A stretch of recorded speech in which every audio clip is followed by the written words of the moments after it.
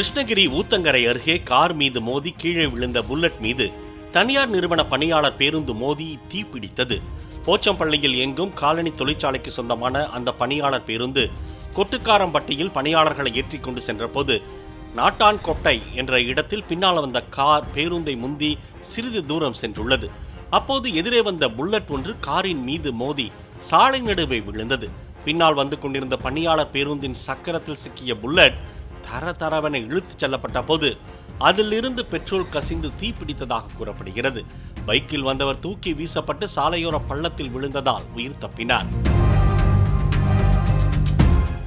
Play store மற்றும் app ஸ்டோரில் இருந்து பாலிமர் செயலியை QR கோடு மூலம் பதிவிறக்கம் செய்யுங்கள். செய்திகளை உடனுக்குடன் பெறுங்கள்.